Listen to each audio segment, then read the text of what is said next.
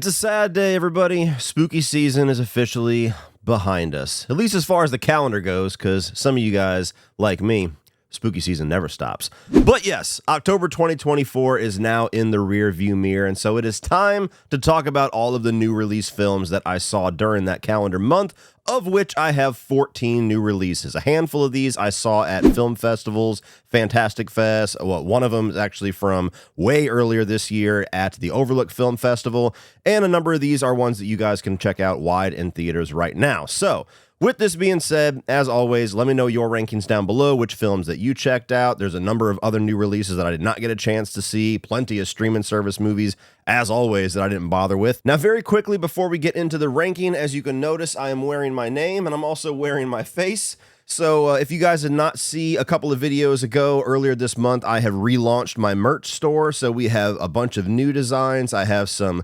refurbished older designs, given them a little fresh coat of paint. I've got a couple more designs in the work that are going to be dropped probably later on this month.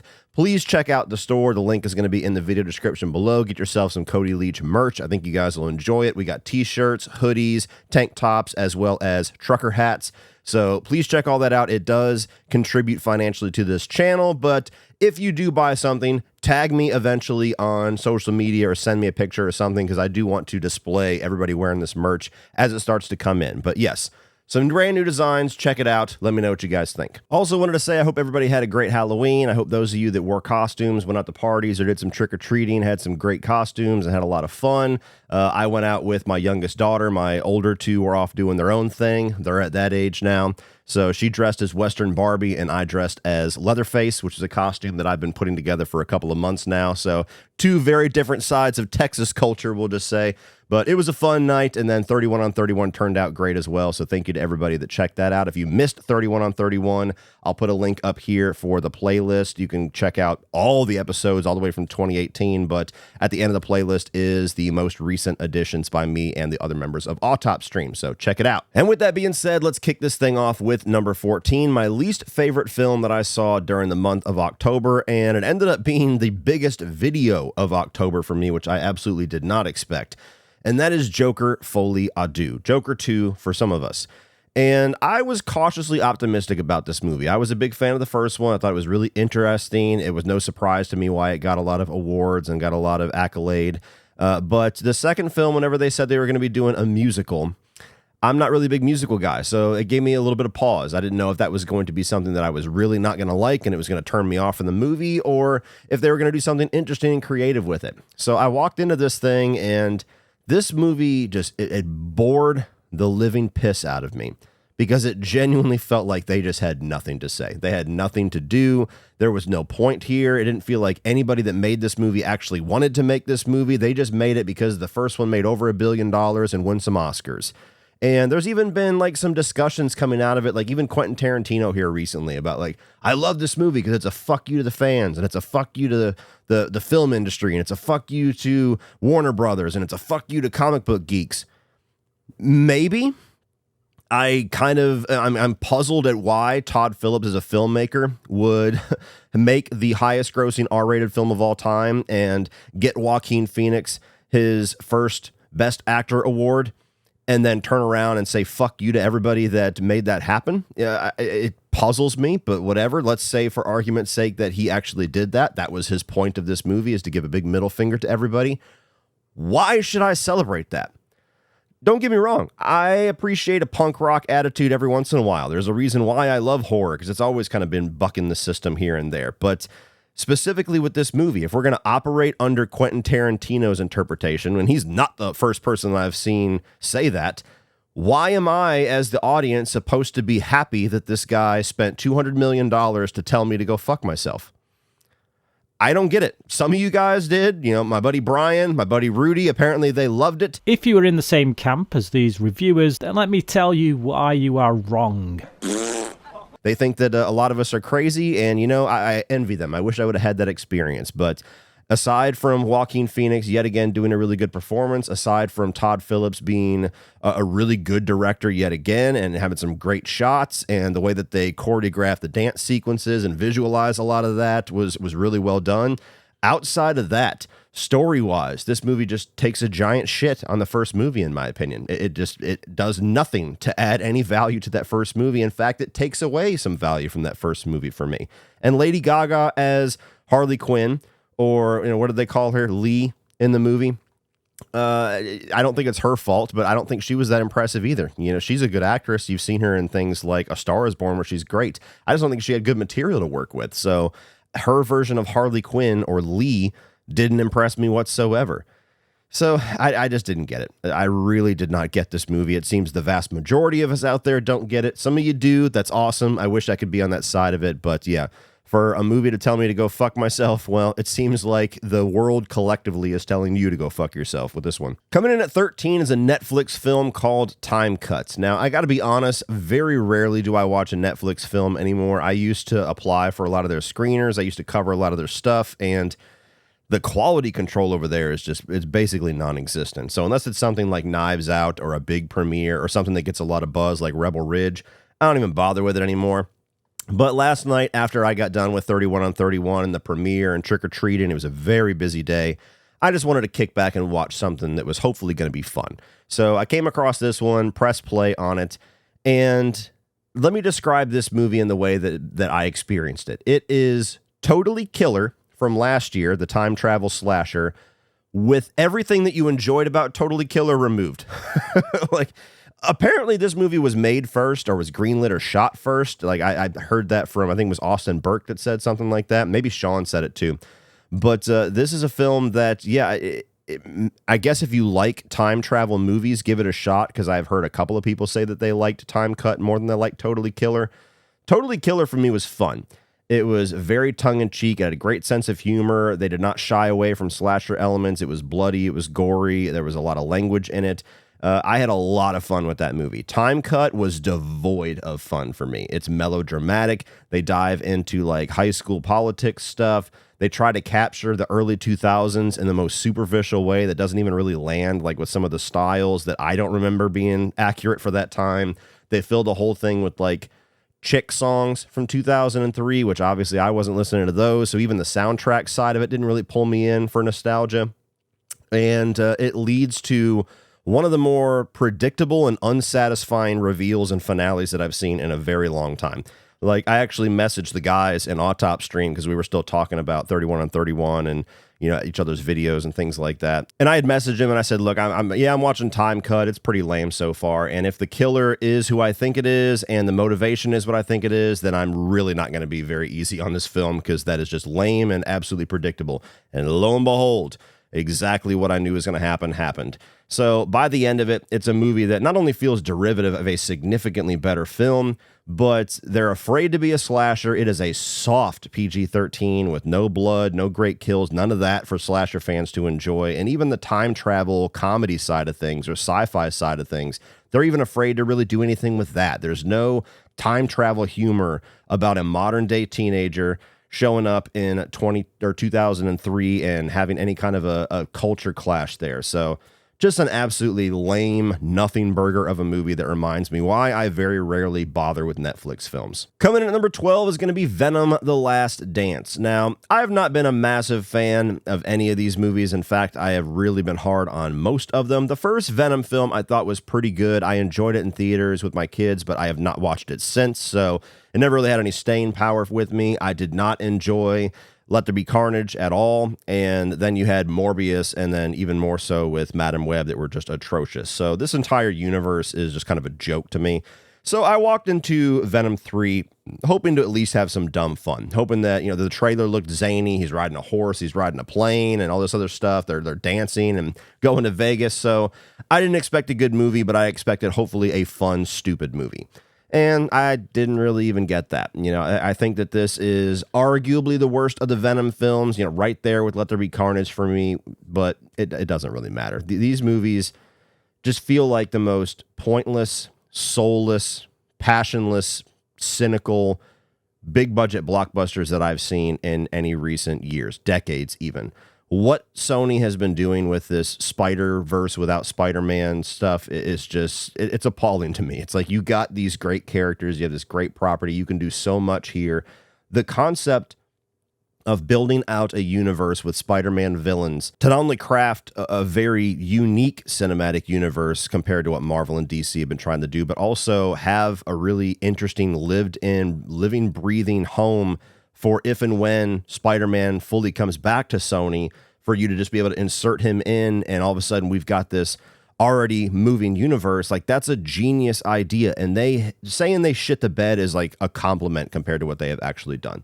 So all that aside, Venom: The Last Dance, look, it's dumb. I guess there's some stupid enjoyment to be had out of it if you're just really in the mood for that, but the movie is an absolute hack job. There's no coherent story whatsoever. It's just like ideas for individual little scenes. Like, what if Venom was riding on the back of a plane? What if Venom took over a horse? What if Venom went to Vegas? What if Venom rode a motorcycle? Like, it's all these little ideas that are just barely kind of thrown and stitched together with a story that goes nowhere, that makes no sense.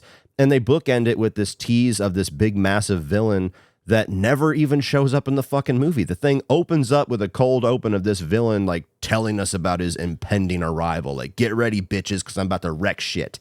And then the credits roll, and the fucker never actually showed up.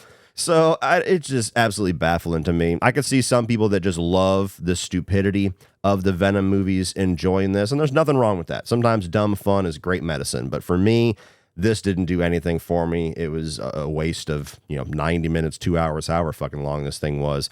And it's just a shame that you got somebody with the talent level of Tom Hardy that's genuinely giving it his all, and it feels like nobody else involved with this film cared enough to even give a quarter of that. Moving on to number 11, we have The Apprentice. This was one of the secret screenings at Fantastic Fest. This is not a film that I was interested in checking out, and honestly, I wish I didn't even have to talk about it, because even when I talked about it in my Fantastic Fest ranking, inevitably there were 2 or 3 people trying to take the conversation politically, because some people just cannot talk about anything without diverting into politics. So let's give it a go again, shall we?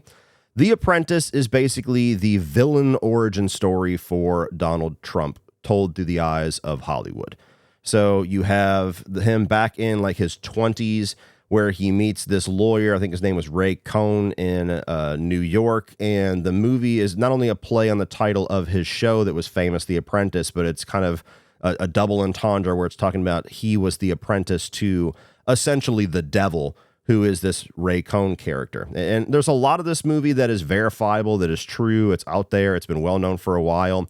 And it takes you through the decades of Donald Trump as this guy has molded him into the personality and the person that we come to know today, who is currently running for president of the United States. And so it's a movie that I don't know who it's for. Divide the country into 3. You got the people that hate Donald Trump. I don't know why they would want to sit and watch a 2-hour film about the man. You have the people on the other side that love the guy, that are not going to want to watch this because they're going to look at it as a gigantic hit piece of propaganda, which was very conveniently placed just weeks before an election. And we'll get more into that. And then you have everybody in the middle. You call them independents, call them undecided, whatever. And they look at this for what it is, which is Hollywood very obviously trying to put out something to make the Republican candidate look extremely bad just before an election. This is a classic American horror story. And I'm not even getting into whether it's true, false, whether he's actually a bad guy or not. Like, I'm not giving any opinions on this shit whatsoever. All I'm saying is people that aren't hard on one side or the other see right through this shit and know exactly what Hollywood is doing. Hollywood constantly does this type of stuff where they get on top of their little fucking ivory tower and they look down at everybody and they say, hey, us with millions of dollars and mansions and armed guards, listen to us about how life is. Listen to us about what the facts are and how you should vote and how you should live and how you should look at this. And people just get tired of that. I'm one of them, okay? So you have a movie here that very clearly is just like Scarface with Donald Trump put in the place of Tony Montana. And whether it's true or not, it comes across as disingenuous. It comes across as exaggerated. It comes across as somewhat propaganda-ish because it just comes through a lens of people that despise this man on a level that they're going to say and do whatever they can to make him look horrible just before an election. And I just have no interest in whatever that fucking movie is, whether I agree with it or don't agree with it. I say this all the time when it comes to political shit in movies. It has nothing to do with whether I agree or not. Sometimes I just don't want it there. of all the things that I go to the movie theaters for, one of the major ones is escaping the constant political discussion and the constant fucking rhetoric on both sides and the debates and the finger pointing and the people just bashing each other. I want to get the fuck away from all of that and watch something stupid like Venom: The Last Dance for a couple of hours. Just pretend that shit doesn't exist for just a moment in time. Can't do that when you're going to watch the Donald Trump movie. So nonetheless, it's a well-made movie. There's really interesting things done to kind of capture the look of the eras, like with the 70s, the 80s, the 90s, and everything. And it's also impressive on a performance level for Sebastian Stan because he gives a really transformative, which is kind of an overused term, but literally as the movie goes through, he transforms from one version of Donald Trump into more like the Donald Trump that we know, like his mannerisms and the way that he talks and his dialect evolves and transforms throughout the movie. Very impressive. It's just a movie that I don't want to fucking watch. It's a movie I don't want to talk about. When they revealed that, I was like, fuck, I would have taken anything else but this. So it's this low. It's a movie I'll never watch again. It's a movie that I don't think most people give a fuck about that they want to see. And there's a reason why it didn't really make a whole lot of money because, yeah, nobody cares. Nobody wants to see this. Coming at number 10 is a movie that I also saw at Fantastic Fest called House of Spoils, and I believe this is on Prime Video. And I had high hopes that this was going to be one of my favorites of the festival because the last two Fantastic Fests, one of my favorite films that played were both involved with the restaurant industry. You had The Menu, and then you had What You Wish For. And so this one, I was like, I'm absolutely there. If it's a chef movie, Fantastic Fest knocks it out of the park with their picks here. And this one didn't quite reach those levels for me. It's a little bit like the show The Bear, where you have this chef that is trained and experienced in like the high friction kitchens, like the higher end 5-star restaurants where there's a lot of toxicity in the kitchen. And then she breaks away and goes to open up her own little restaurant. And the building that her and her partner choose is apparently haunted, or it's at least underneath the hex of this witch. And so she finds herself in a situation where she does not use the produce that is born out of this cursed soil. Essentially, her food turns to shit. It's like, I don't know if it's quite a hallucination on her end or if there's actually something affecting the food. But when she cooks without this ingredient, things don't go very well. So it's kind of a movie about this witch and this evil kind of corrupting her. And the problem is the chef, foodie, restaurant side of the movie, I didn't find to be as engaging as it could have been because all the characters were pretty unlikable, even the main character. And they didn't really get into the foodie stuff as much as far as like the recipes or the food or the culture of chefs as much as I would have enjoyed. And then you get into the spooky side of stuff, and it's barely a sizable chunk of the movie. I would say maybe 20%, and that's probably generous, of this movie is actually focused on the witch stuff, the horror side of things. And so really throughout most of the film, if you didn't know that this was supposed to be a movie that leans into horror or is a horror film, you would kind of be surprised because it would just kind of come out of nowhere. You'd be like, whoa, what's going on here? And so I just wish they had more of that. So it was fine. It was a movie that I thought was decent enough. It's worth checking out for sure if you'd like witchy stuff. But it just felt like a bit of a half measure to me when I would have appreciated a full measure. Coming in at number 9 is a film that I saw at Overlook Film Festival back in like March or April, and that is Things Will Be Different. And this is a time travel movie. It's very low budget. And I didn't particularly enjoy this one a lot, but I'll give it a lot of credit for being very creative and being able to do a lot with a very small budget. So essentially what you have here is a brother and a sister that commit a crime. I think they robbed a store or something like that. And in this town, I guess in the criminal underworld, there's like this little secret house off in the countryside that actually has a time machine in it. And criminals are allowed to use it to jump forward or some other point in time until the heat dies down, and then they can jump back to their time period when things are safe and they're in the clear. So you have these people that commit a crime. They go to this house with the instructions. They use this time machine to jump to a different time period, but then they get stuck at this house. The corporation that actually manages this house and this time machine technology locks them there because there's some threat outside of this house that is coming for them, and so they won't let them use the device until this threat is taken care of. So essentially they're stuck in this one location trying to figure out how to get rid of this threat, not knowing when the threat is coming, what the threat is.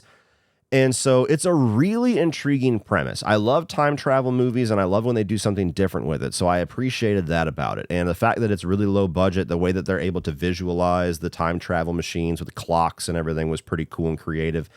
Performances of the two leads were really good. But the issue with the film that kept me from really loving it is that, and the filmmaker pretty much corroborated this whenever he did the Q&A, it's a movie that really doesn't give you any details or answers or tie anything up. Like, it's just a lot of things that are raised and put on the board, and you basically have to figure out what you're going to do with any of it. So, certain reveals come, the ending of the movie comes, and you're just like, what does that mean? I don't know. And so the analogy that I like to use in this situation is that I don't necessarily need, and certainly don't always want, a filmmaker to put the jigsaw puzzle together for me. Sometimes I like doing that. But you better have all the pieces in the box because I hate when I'm trying to put things together and there are intentionally things left out where you're never really going to be able to figure things out, even if you watch this movie 100 times. I just don't like that approach. Some people love that. Some people love that degree of ambiguity and that degree of mystery. For me, it's more frustrating than interesting because I want to know what the filmmaker's idea of the answer is, and at least leave the breadcrumbs there for me to possibly have a chance at figuring that out. And the filmmaker intentionally did not do that with this one. So by the end of it, I was just left with a lot of questions, not much of an understanding of what was going on and what happened and what all this meant.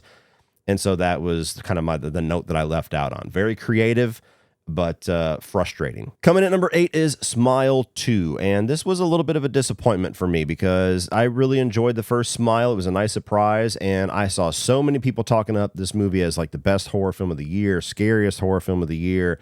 So much better than the first Smile. And of course, those first two comments I always take with a giant boulder of salt. But being better than the first Smile, I thought that was a pretty reasonable expectation. So I walked into this one. I thought Naomi Scott did great. I think that Parker Finn as a director is certainly getting even better. I think that he does a great job with this movie. There's some incredible shots. There's some really good stuff going on with the way that he visualizes what he is going for. But the big issue with this film is that I feel like a lot of it is redundant of the first film, kind of going through the same motions for a lot of it, which I was afraid of. And ultimately, my biggest issue is that they lean so hard into the distortion of reality side of Smile, which we got a bit of in the first film, but we get a lot of it in this one, where entire chunks of the film are rendered as a hallucination, a dream sequence, as non-consequential for the main storyline. And that just really frustrates me after a while. I'm somebody that you can do that a couple of times and I'll still stick with you. But if you start to do it 3-4 times in the same movie, I just can't help but disengage. I just don't care anymore. I don't care about the characters. I don't care about the story. I don't care about the outcome because everything that I'm seeing might just be a dream. It might just be an apparition. It might just be a hallucination. And so I just kind of sit back and just watch with no investment anymore. And so it really lost me in the back half because of that, and ultimately led to an ending that I thought was incredibly predictable. It was something that I thought was going to happen back when I heard the premise of the movie and saw the first trailer. So when you know how the movie is going to end up, it takes away a lot of the tension. It takes away a lot of the excitement. So I thought it was fine. I thought it was good. I did not dislike or hate this movie at all, but I didn't enjoy it as much as the first Smile. So it was disappointing. Coming in at number 7, we have VHS Beyond. And I have seen, I think, 4 or 5 of these movies at this point, and this is the only one that I think I gave a positive review to. I'm not really big on found footage. I'm not really big into horror anthologies so much. And the problem that I have with pretty much all the VHS movies, the ones that I have seen, is that there's usually like 1 short that I love, 2 that I thought were decent, and then like 3 of them that I didn't like at all. And so this is the first one where my average of the shorts that I really enjoyed was significantly better. I thought that the first 4 of them were pretty damn awesome, and then the last 2 were pretty slow. And I'd like to watch them again because, watching them at the end of a film festival where you're watching films all day, sometimes slow stuff can really, really mess with you. Whereas if I watched it at home, it might not have bugged me as much. But regardless, there was a number of shorts here that I thought were great. The one in the airplane with the skydivers was great. The one with Justin Long was a writer on was really good, maybe even a co-director. It was pretty trippy. So this one, as far as the VHS movies, I thought was easily the best. So if you like these, definitely check it out. It should be on Shudder. Coming at number 6 is Saturday Night. This was the first secret screening at Fantastic Fest, and it's a movie that I was definitely curious of, but I don't really have a whole lot of knowledge or a whole lot of nostalgia for that era of Saturday Night Live. When you talk about Saturday Night Live with me, I'm talking about Adam Sandler, Chris Farley, David Spade, Rob Schneider, Dana Carvey, Mike Myers, Will Ferrell. Like, that's my era of Saturday Night Live. So I didn't really have much of an understanding of a lot of the things that they're paying homage to with this one. That was my biggest handicap with here. So if you're a big fan of that early iteration of Saturday Night Live, chances are you'll like this much more than I did. But I thought this was solid. It was interesting. This is basically a 90-minute dramatization of everything that led up to the airing of the first episode of Saturday Night Live. All the chaos, all of the tumultuous shit that was going on, and basically a show that seemed like it was doomed to fail and never even see the light of day, and then becomes one of, if not the most influential comedy show of all time on national TV. So you have a lot of actors here that give really impressive performances of trying to capture these really well-known actors. Like the guy that did Chevy Chase was great. The guy that did Billy Crystal was really good. You have a number of other actors in here that look a lot like the part, but didn't necessarily have a whole lot going on, like the guy that played Belushi. But nonetheless, they did a good job at capturing those actors. And the movie is really interesting for the way that it really expresses the chaos, which is kind of its biggest credit and its biggest detriment, because there's not really much of a narrative flow here. There's not really a story that we're experiencing. We're just experiencing the experience, if that makes any sense. You're following Lorne Michaels around as shit is going haywire and lights are falling and people are losing shit and somebody has contract disputes and this person wants more lines. And so it's just him walking around the studio interacting with people as everything seemingly is going wrong for 90 minutes. So it's a very aggressively chaotic movie. It's a bit tiring, especially for the last movie of an entire day of films, which again, just that's the nature of film festivals.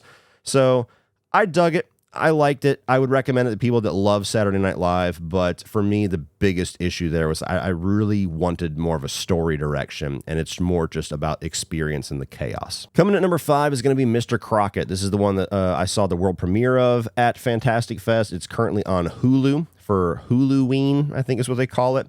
And this is basically Freddy Krueger mixed with Mr. Rogers. You got a guy that has one of those old school 90s, 80s style kids television programs. And when it's like this little cursed videotape, basically, where these kids get hooked on this show, Mr. Crockett's World.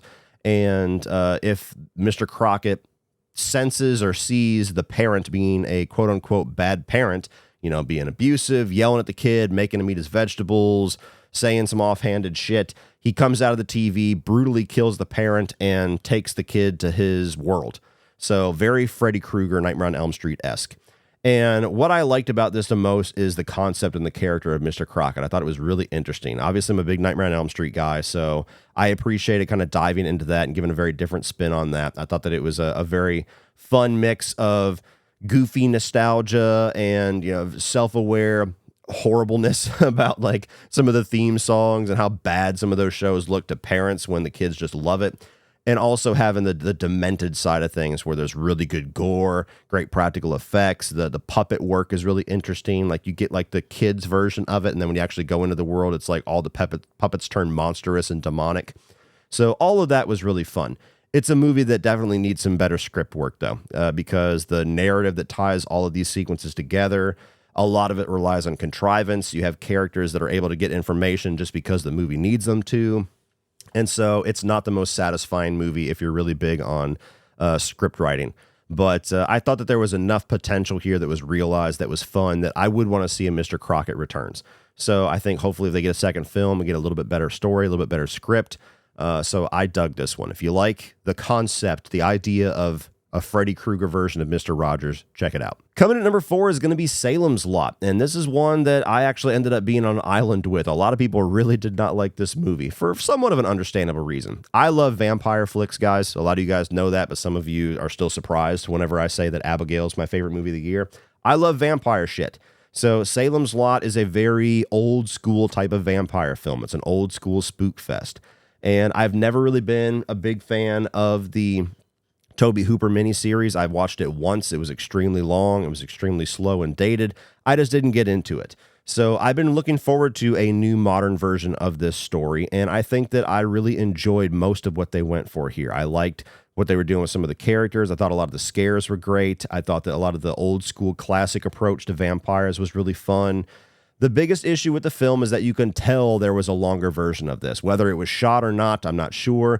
I wouldn't be surprised if there was like a 3-hour cut of this that the studio hacked down, but nonetheless, it was a 3-hour miniseries based off of a Stephen King novel. So you know that there's a massive version of this story, and we're just getting the 2-hour version of it. So there's a lot of things in here that feel a little too quick, feel a little too strung together without letting it breathe. And I think that was most people's issue with it, that I certainly acknowledge, but it didn't hurt the movie as much for me as it did others. I really love the third act, too, which I think was unique to this version with the drive-in. I thought that was really cool. So it's a movie that's an old-school vampire flick that certainly feels like the 3-hour version of this movie or the 2.5-hour version of the movie would be the best one. Whether we're going to see that ever see the light of day, I'm really not sure. Chances are slim, considering how much this version sat on the shelf, and how the reviews, aside from mine and a few others, have not been too kind to it. But I really dug it. I had a good time with this one. It was a nice surprise. Coming in at number 3 is going to be a movie called Your Monster, which stars Melissa Barrera. And this thing was a nice little surprise. I had the company, the studio, reach out to me and give me a screener. I didn't even have this movie on my radar. And so I checked it out. I expected it was like a Beauty and the Beast type movie just based off of the poster. And it kind of is, but not really. Basically, you have Melissa Barrera here that is a woman that has been suffering from cancer, going through treatment, and her boyfriend leaves her in the middle of all of this. And so she is left in a spot where she is now broken as a person. She's alone, she's depressed, and she meets this monster that lives in her closet. And what initially starts as a really antagonistic relationship starts to bud into a friendship and then eventually a romance between these two characters. As Melissa Barrera starts to kind of take back a hold of her life, simultaneously she's starting to have a lot more admiration for this monster that is pushing her to do so, that is telling her that you're worth more, that you deserve more, that this shit is not okay. Stop accepting it like it's okay. And I just really enjoyed it. I really enjoyed the romance. The chemistry between the two main characters was great. Melissa Barrera especially, I love her. You know, I liked her in the Scream movies and everything that she's done since with Abigail and with this. She's come to be an actress that I just really enjoy and can't wait to see what she does next. But it's also a movie that I thought was really interesting with what it was doing, because you have that surface level story of this woman and a monster having a romance, but it's also a movie that's really about you discovering or rediscovering even a love for yourself and embracing yourself, the good and the bad sides of you, and, you know, embracing your inner demons and your inner rage, your inner monster, if you will. So you can watch this movie straight, or you can watch it where the monster is kind of just like this manifestation of her rage that is building from the way that her life has turned out, the way that her boyfriend or ex-boyfriend's treating her, and how certain opportunities are getting pulled away from her. And I just thought that was really interesting. It wasn't too heavy-handed. It was done in a really fun and enjoyable way. Now, the movie does end on a note that doesn't completely work for me, because it's satisfying for the more metaphorical side of what they're talking about, but not so much for the surface level side of what they're talking about. Without giving away too much, it ends on a note where you're like, well, this isn't going to turn out very good for her. And it's supposed to be kind of like a happy ending, like an uplifting ending, like a moment of empowerment. And you're like, no, that's not how this is going to work out.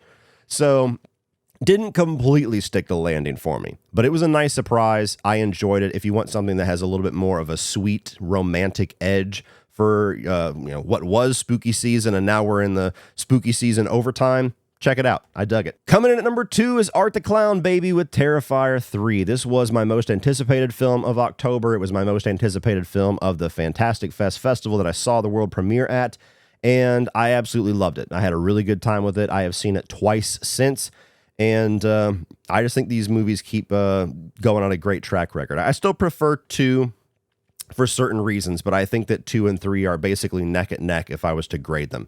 I think that David Howard Thornton's continuing to do some great stuff at just building this character and making him even more funny and like uncomfortably charming while being very creepy and absolutely depraved. The kills and the special effects especially just keep getting better as these movies go along. The kill sequences are more prevalent in this movie, more plentiful, and the effects are just out of this world outstanding. I love what they did with Sienna here and what Lauren Levera brings to it with this more unhinged performance. And it answered a lot of questions from Terrifier 2 in a very satisfying way that actually retroactively even makes Terrifier 1 a little bit better of an experience for me. Now that I'm starting to see a more concrete direction of what Damien has built out with these first two movies and now starting to actually pay it off in the third one, I'm really digging what he's building here. It's kind of like reverse engineering what we typically get with these slasher characters. So a lot of times you have a certain story and certain lore and certain answers that are given to you, and then the sequels continually try to like staple shit to that to give you more things to explore, especially Michael Myers. Like, oh, he's actually from a cult of Thorn, and, you know, he's actually trying to sleep with his niece, and, well, now he's human, and now he's not. Now it's his sibling, and now it's not. They're always trying to like staple shit to it to keep things going. And what Damien has done, which has not really been obvious until now, is that he's built out this lore and just chosen not to give very much of it right away. So you get almost none of it, if not none of it, in Terrifier. You get a little bit more of it that's mostly just raising questions in Terrifier 2. You get a lot of answers in Terrifier 3 while still having so much yet to be answered for Terrifier 4 and onward. And so I think it's a really interesting thing where when we get to the end of this Terrifier journey, whether it's 4 films, 5 films, whatever, you're going to get a really interesting, cohesive lore that was built out meticulously and given out like in samples throughout these movies, rather than giving you all the answers and then trying to figure out what the fuck do you do to keep these things going. So I really appreciate the fact that he's doing that. I think it's an interesting little experiment that hopefully pays off a lot by the time we get to the end here. But I really dug this one, and I've talked about it extensively over the last month. So if you love Terrifier, I've ranked the films. I did a spoiler review of this. I even talked about some of the controversy with the boundaries that were pushed with this one. So check out all those videos. They're very recent on my channel, and Terrifier 3 was my number 2. But coming in at number 1, which is a very, very strange, non-conventional pick for me for October, is Anora. This is a movie that I was aware of that was somewhat on my radar, but it was playing at Fantastic Fest. I really wanted to check it out, and it ended up being my second favorite film of the festival, only second to Heretic, which we'll be talking about again next month when it goes wide. I absolutely loved this movie. You essentially have Mikey Madison here, who you'll know from Scream 5 and Once Upon a Time in Hollywood, and she's playing this stripper / escort who starts to have a bit of an ongoing relationship with this rich Russian kid. And so the first act of the film is really just them kind of excess lifestyle where they're partying and they're drinking and they're fucking constantly. And so it was billed to me as the Cinderella story for sex workers, which was an intriguing premise. And for the first 45 minutes of the movie, it was just the sex worker stuff. And I was like, wow, this is graphic. Sorry, Sean. Whoa, they're still fucking. And then something happens as the second act starts that actually kicks the movie into what the overall plot is going to be. And what a massive surprise for tonal shift and for what you did not expect the movie to turn into, which is one of the funniest films that I've seen in the last number of years. Basically, you have a situation where they get married and the parents of this rich Russian kid, who they never get too descriptive about it, but clearly have some kind of like criminal organization ties or something, basically are saying, you're going to get this annulled. Like, we're going to fucking force you or bad things are going to happen. And so the husband, the Russian kid, takes off, and Mikey Madison is just left in the supervision of these goons that work for his parents as they hunt for him the rest of the movie to get this marriage annulled. And it is just such great writing for dialogue, for situational humor, the way that Mikey Madison interacts with them. And she gives an outstanding performance. Like, if she does not at least get a nomination, bullshit. But she might even win. That's how good she is. But it was just such a fun, enjoyable, at times sweet, at times heartbreaking and gut-wrenching movie that just kind of came out of nowhere for me. And again, I don't want to describe it too much, but like even to the final reels of the movie, like it just plays with your emotions and what you expect and what you assume about certain people so much that it was just such a good movie, such a great experience. Now, it's going to be going wide in November, but it is playing in select theaters right now. It's not playing anywhere near me. So if you're geographically fucked like I am and not in New York or California, it might be hard to see for a couple of weeks, but definitely keep this thing on your radar. It's inevitably going to be probably in my top 5 of the year. Absolutely loved it. Well, that's it for this one, guys. If you enjoyed that, please click over here for all of my 2024 new release reviews. And I'm also going to put the playlist up here of all of my month wrap-ups if you want to check out all the films that I've reviewed this year in that format. Like, share, hit that subscribe button so you don't miss everything in the future. And as always, remember, opinions are like assholes, but that doesn't mean you have to be.